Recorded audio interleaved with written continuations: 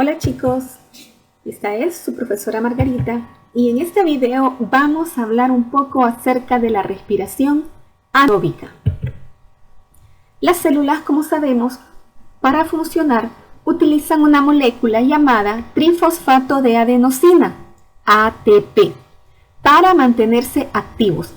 Por lo tanto, las células deben tener una forma de tomar la energía química que está almacenada en los alimentos y transformarla en el ATP que necesitan para funcionar.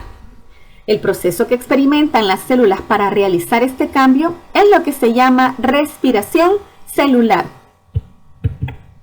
La respiración celular, como hemos visto en otros videos, puede ser aeróbica o anaeróbica. La aeróbica requiere oxígeno y la anaeróbica no lo necesita. Vamos a ver en este video, vamos a hablar específicamente sobre la respiración anaeróbica. ¿Qué ventajas tiene la respiración anaeróbica? Una es que permite que los organismos puedan vivir en lugares donde hay poco o nada de oxígeno. Estos lugares pueden ser las aguas profundas, el suelo, el tracto digestivo de los animales, como el de los humanos también. Otra ventaja de la respiración anaeróbica es su velocidad, ya que produce ATP muy rápidamente. Por ejemplo, permite que nuestros músculos obtengan la energía que necesita para los periodos cortos de actividad intensa. La respiración aeróbica, por otro lado, produce ATP más lentamente. Algunos procariontes son organismos anaeróbicos, es decir, que crecen y se reproducen sin oxígeno. En este caso, la vía anaeróbica que sigue a la glucólisis es la respiración anaeróbica o fermentación. Quiere decir que estos organismos procariontes siempre llevan a cabo la glucólisis, igual que en los organismos eucariontes. La glucólisis es un factor en común entre la respiración aeróbica y la anaeróbica. La fermentación ocurre en el citoplasma y repone los suministros celulares de NAD al producir una cantidad de ATP. Tanto los organismos anaerobios estrictos como los facultativos obtienen energía por fermentación. Llevan a cabo reacciones oxidativas que producen energía en las que el oxígeno no es el aceptor final de los electrones. En el video de la respiración aeróbica veíamos que el aceptor final de los electrones en la respiración aeróbica es el oxígeno, en la anaeróbica no.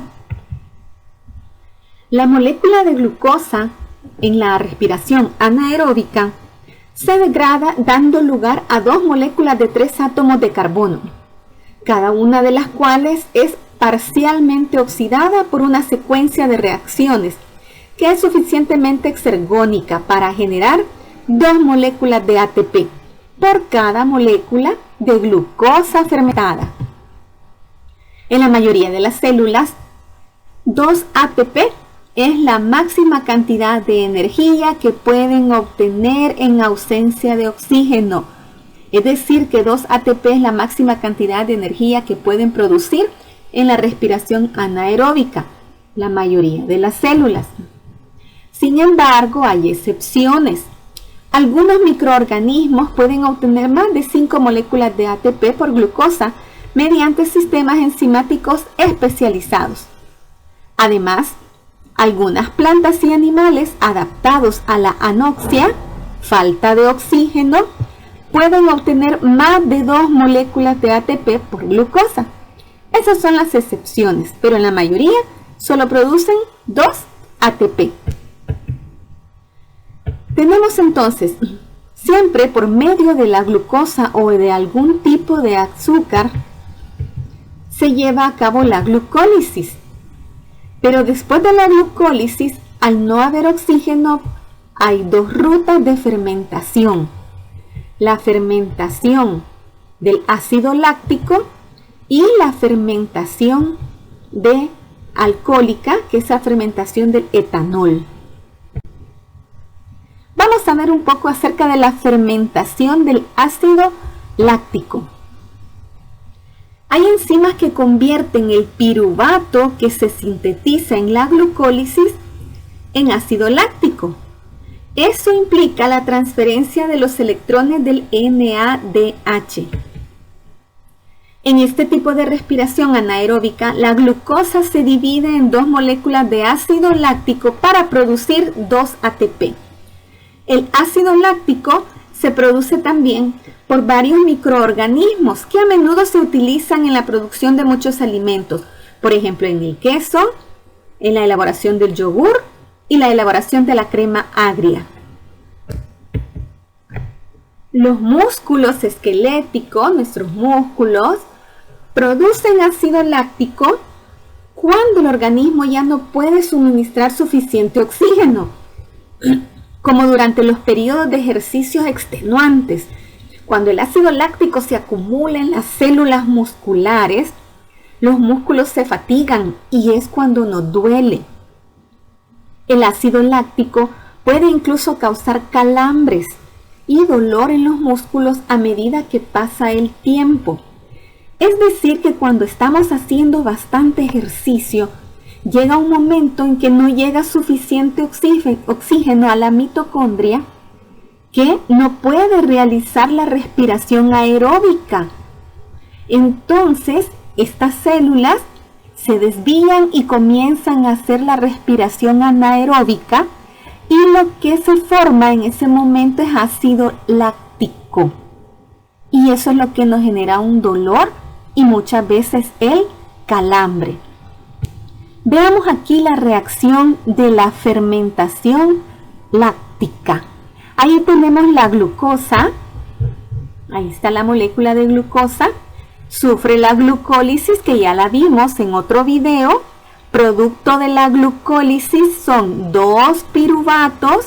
¿Recuerdan? La glucosa tiene 6 carbonos, el piruvato tiene 3, entonces se divide la glucosa en 2 piruvatos. Allí se liberan 2 ATP. Pero recuerdan que también llegan 2 NAD que capturan hidrógenos, ¿verdad? Y se convierte en 2 NADH.